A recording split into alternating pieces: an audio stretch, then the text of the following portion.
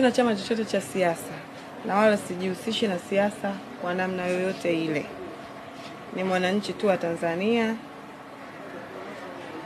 Kwa hivyo hata wakati nafanya baadhi ya vitu ambavyo nilivifanya ambavyo vimepelekea mpaka mambo yote yameweza kutokea. Baadhi ya vitu ni misunderstanding tu, lakini mimi sipo kabisa katika siasa. Ila namshukuru Mungu kwamba uchunguzi umefanyika sehemu tofauti tofauti na msamaha umeweza kupita wa Mheshimiwa Rais. Vitu vimeweza kuwa vyepesi na leo niko nyumbani. Lakini zaidi ya yote nishukuru mamlaka zote na nimshukuru sana mamangu kipenzi.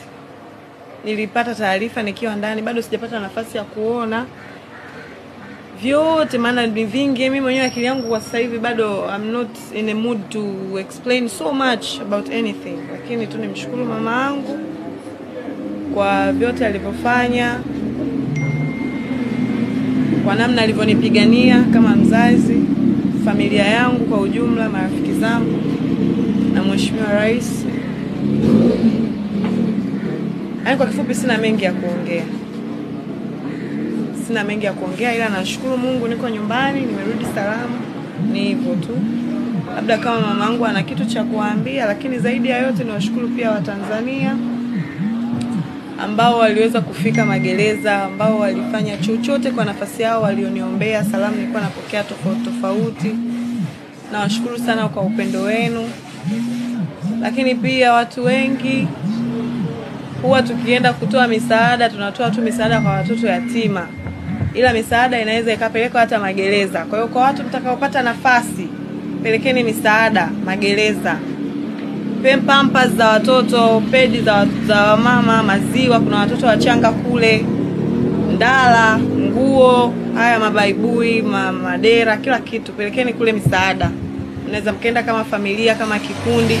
Hilo ndo kubwa ambalo mimi nimeliona kwanza la muhimu zaidi, kwa sababu kwa kwenda kule nimejifunza sana kushukuru.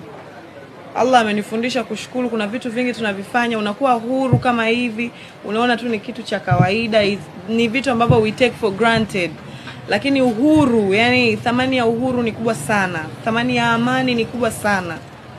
Unapokuwa huwezi hata kugusa simu, huwezi hata kwenda sehemu chooni peke yako mpaka mtu akutizame unafanya nini. Sio maisha mazuri. Vurugu hizi, kuna vitu vikao vinatokea vya vurugu. Unakuwa wewe unajiangalia tu wewe kama wewe kwa vibe zako na miemko yako, lakini kule magereza kuna watu kwa vurugu tu kutokea, wao tarehe zao za mahakamani zinasimama, upelelezi unashindwa kuendelea. Kwa yani vitu vinakuwa vinasimama, vitu vingi vinasimama. Kwa mimi nawashukuru tu wa Tanzania kwa kuzungumza lolote zuri kuhusu mimi. Namshukuru mama yangu, nashukuru familia yangu, nashukuru waandishi wa habari, mmekuepo kuanzia siku ya kwanza naenda mahakamani mpaka leo natoka. Mimi sina mengi, na hisi nikiongea sana